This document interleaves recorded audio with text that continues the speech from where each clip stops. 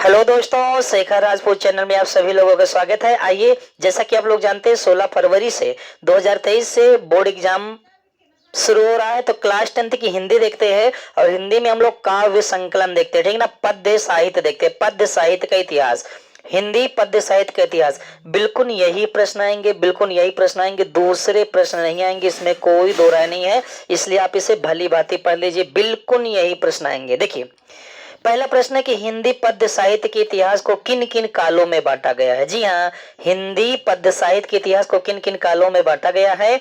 विभाजन का आधार व प्रत्येक काल की अवधि का उल्लेख कीजिए, मतलब समय सीमा भी बताना है। देखिए, तो अगर आप ध्यान से देखिए, थोड़ा सा ध्यान से देखिए, तो यहाँ चार कालों में विभाजित किया गया है। जी हाँ, चार कालों में। पहला क्या है, आदिकाल। दूसरा क्या है, पूर्व मध्यकाल।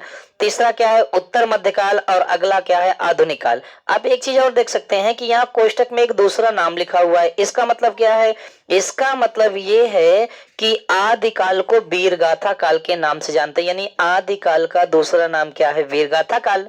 पूर्व मध्यकाल को भक्ति काल के नाम से जानते हैं, नहीं, पूर्व मध्यकाल का दूसरा नाम क्या है, भक्ति काल।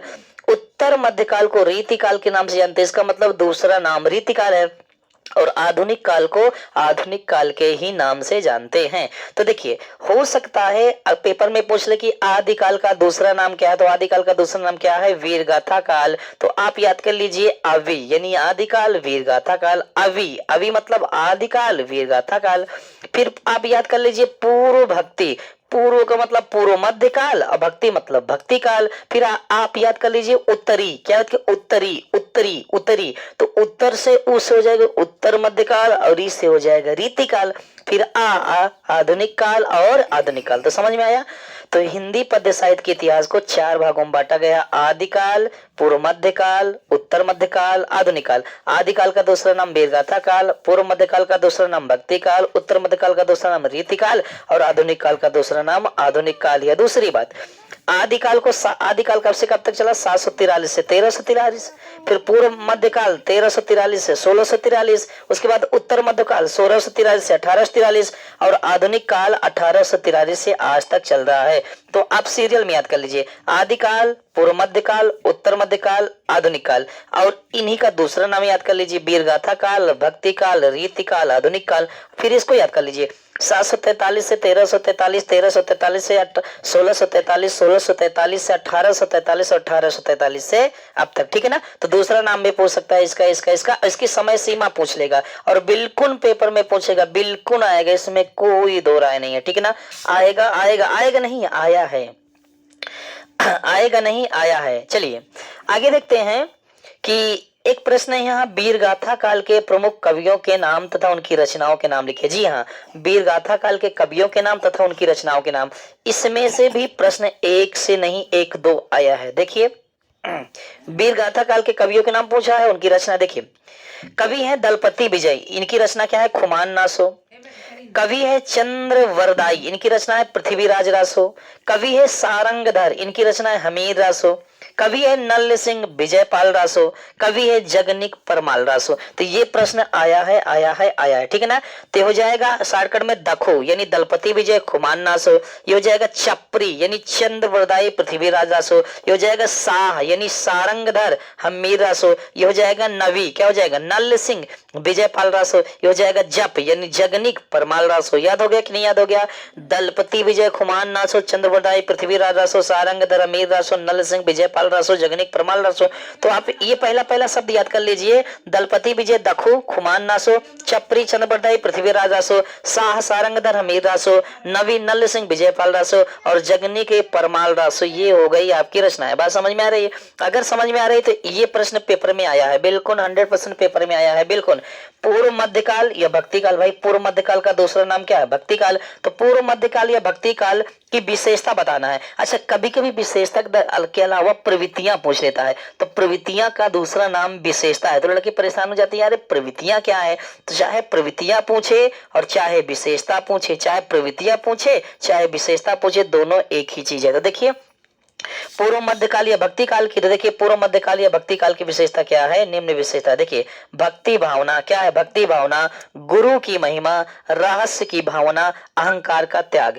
भक्ति भावना, गुरु की महिमा, रहस्य की भावना, अहंकार का त्याग। तो पूर्व मध्यकाल की विशेषता क्या है, भक्ति भावना, गुरु की महिमा, रहस्य की भावना, अहंकार का त्याग। बात समझ में आई? अगर समझ में आई तो अगले प्रश्न की ओर चलते हैं। अगला प्रश्न बहुत ही प्यारा है, जो कि एक प्रश्न इसमें से आया है, भक्ति काल के 4 प्रमुख कवियों के नाम। जी हाँ, प्रश्न आया है, भक्ति काल के 4 प्रमुख कवियों के नाम तथा उनकी रचना का नाम बताइए। तो देखिए भक्ति काल के 4 कवि कौन है, कबीरदास, सूरदास, तुलसीदास और मलिक मोहम्मद जैसे। जी हाँ, कबीरदास, सूरदास, तुलसीदास, मलिक मोहम्मद जैसे भक्ति काल के कवि हैं। तो कबीरदास ने क्या लिखा, बीजक। सूरदास ने क्या लिखा, सूर सागर। तुलसीदास ने क्या लिखा, श्री रामचरितमानस। और मलिक मोहम्मद जैसे ने क्या लिखा, पद्मावत। क्या लिखा, पद्मावत। तो कबीरदास ने बीजक लिखा, सूरदास ने सूर सागर लिखा, तुलसीदास ने श्री रामचरितमानस लिखा और मलिक मोहम्मद जैसे ने क्या लिखा, पद्मावत। ये प्रश्न आया हुआ है, बोर्ड पेपर में आया हुआ है। फिर अगला प्रश्न भी बहुत प्यारा है कि रसखान कवि, जी हाँ कौन भैया, रसखान कवि का मूल नाम क्या था, इन्होंने किस भाषा में रचना की। तो देखिए बहुत प्यारा प्रश्न है। रसखान कवि का मूल नाम सैयद इब्राहिम था। जी हाँ, रसखान कवि का मूल नाम सैयद इब्राहिम था। इन्होंने ब्रज भाषा में अपनी रचना की। कौन भाषा में, ब्रज भाषा में। उसके बाद इसमें से एक प्रश्न बना हुआ है, क्या, उत्तर मध्यकाल या रीतिकाल। भाई उत्तर मध्यकाल का दूसरा नाम रीतिकाल है, तो उत्तर मध्यकाल या रीतिकाल की प्रमुख कवि और उनकी रचना का नाम लिखिए। तो देखिए उत्तर मध्यकाल के कवि कौन है, केशवदास, भूषण, मतीराम, बिहारी। ठीक है ना, बिहारी, केशवदास, भूषण, मतीराम, बिहारी। केशवदास, भूषण, मतीराम, बिहारी, ये कौन है भैया, उत्तर काल के कवि हैं। अब देखिए केशवदास ने क्या लिखा है, रामचंद्र का कवि प्रिय रसिक प्रिय। जी हाँ, रामचंद्र का कवि प्रिय रसिक प्रिय। अब भूषण ने क्या लिखा है, शिवा बावनी, शिवराज भूषण, छत्रसाल दशक। शिवा बावनी, शिवराज भूषण, छत्रसाल दशक। और मतीराम ने क्या लिखा है, रसराज मतीराम सतसई ललित ललाम। रसराज मतीराम सतसई ललित ललाम। अब बिहारी ने क्या लिखा है, बिहारी सतसई, जो कि इसमें कितने दोहे हैं, इसमें 700 दोहे हैं। ठीक है ना। और अगले प्रश्न की ओर चलते हैं। ये प्रश्न बिल्कुल पेपर में आया हुआ है। जी हाँ, ये प्रश्न आया है, मतलब आया है क्या, रीतिकाल की प्रमुख विशेषता या प्रवृत्ति या का वर्णन कीजिए, उल्लेख कीजिए, प्रकाश डालिए। कई तरीके से प्रश्न पूछ सकता है, कई तरीके से प्रश्न पूछ सकता है। तो रीतिकाल की प्रमुख विशेषता पूछ सकता है, दूसरा नाम प्रवृत्तियां पूछ सकता है, कह सकता है उल्लेख कीजिए, वर्णन कीजिए, प्रकाश डालिए ना। तो रीतिकाल की विशेषता देखिए बहुत अच्छी अच्छी विशेषता है। श्रृंगार रस की प्रधानता, यानी सजना संवरना, इस पर विशेष फोकस दिया जाता था। ठीक है ना। मुक्तक काव्य की प्रमुखता, जी हाँ, मुक्तक काव्य की प्रमुखता। और तीसरा है आश्रयदाताओं की प्रशंसा। तो रीतिकाल की विशेषता क्या है, श्रृंगार रस की प्रधानता, मुक्तक काव्य की प्रमुखता, आश्रयदाताओं की प्रशंसा। क्या सर यही 3 है और दूसरी नहीं है? नहीं, कई तमाम अलग अलग हैं। ठीक है ना, आप अलग से याद कर लीजिए। ठीक है ना। अगला प्रश्न है, आधुनिक कविता या की प्रमुख विशेषता या प्रवृत्तियां को उल्लेख कीजिए। बहुत ही जबरदस्त प्रश्न है, ये भी पेपर में आया हुआ है। ठीक है ना। आधुनिक कविता की विशेषता या प्रवृत्तियां को उल्लेख कीजिए। देखिए आधुनिक कविता की विशेषताएं क्या है, देश प्रेम की भावना। आधुनिक मतलब आज के समय हम लोग देश प्रेम की ओर चलते हैं। ठीक है ना। 26 जनवरी मनाते हैं, 15 अगस्त मनाते हैं, तो उस दिन एक वो होता है। ठीक है ना। आगे बढ़ते हैं थोड़ा से। तो आधुनिक कविता की विशेषता क्या है, देश प्रेम की भावना, खड़ी बोली में काव्य रचना, नए नए उपमानों का प्रयोग। देश प्रेम की भावना, खड़ी बोली में काव्य रचना, नए नए उपमानों का प्रयोग। ठीक है ना। उसके बाद बहुत ही प्यारा प्रश्न है, बहुत ही प्यारा प्रश्न है कि द्विवेदी युग के 2 कवियों के नाम बताइए तथा उनकी रचना का नाम। तो देखिए द्विवेदी युग के कवि हैं मैथिली शरण गुप्त है और अयोध्या सिंह उपाध्याय है, जिन्हें हरिऔध के नाम से शॉर्टकट में जानते हैं। ठीक है ना। तो मैथिली शरण गुप्त की रचना क्या है, साकेत यशोधरा भारत भारती। साकेत यशोधरा भारत भारती, साकेत यशोधरा भारत भारती। उसके बाद अयोध्या सिंह उपाध्याय हरिऔध, इसको शॉर्टकट में कहते हैं प्रिय प्रवास रस कलश। जी हाँ, प्रिय प्रवास रस कलश। उसके बाद अगला क्वेश्चन बहुत ही प्यारा जो कि पेपर में आया हुआ है कि द्विवेदी युग की विशेषता बताना है। तो नारी स्वतंत्रता पर बल और मानवतावादी विचारधारा है। जी हाँ, नारी स्वतंत्रता पर बल और मानवतावादी विचारधारा, ये भी प्रश्न पेपर में आया है। ठीक है ना। उसके बाद अगला प्रश्न भी बहुत ही प्यारा है जो कि बोर्ड पेपर में आया है, छायावाद या छायावादी युग के कवियों के नाम तथा उनकी कृतियों के नाम लिखना। जी हाँ, छायावाद या छायावादी युग के कवियों के नाम या उनकी कृति के नाम लिखना। देखिए छायावाद युग के कवि है जयशंकर प्रसाद, महादेवी वर्मा, सुमित्रा नंदन पंत। जी हाँ, छायावाद के कवि कौन है? जयशंकर प्रसाद है, महादेवी वर्मा है, सुमित्रानंदन पंत है। अब देखिए महादेव जयशंकर प्रसाद ने क्या लिखा है? कामायनी और आंसू। क्या लिखा है? कामायनी और आंसू।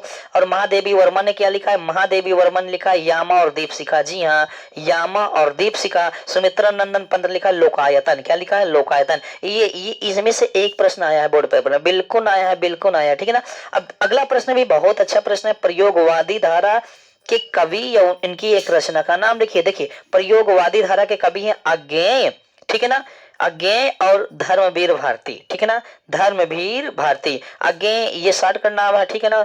हाँ, और इनका पूरा नाम बहुत बड़ा है, ठीक है ना। तो अज्ञेय, अज्ञेय ने लिखा है आंगन के पार द्वार, ठीक है ना। और धर्मवीर भारती ने लिखा है कनुप्रिया, ठीक है ना। ये बहुत इंपॉर्टेंट प्रश्न है। और ये सबसे इंपॉर्टेंट प्रश्न ये आ गया, छायावादी या छायावाद काव्य की प्रमुख विशेषता। जी हाँ, छायावादी या छायावाद काव्य की प्रमुख विशेषता क्या है?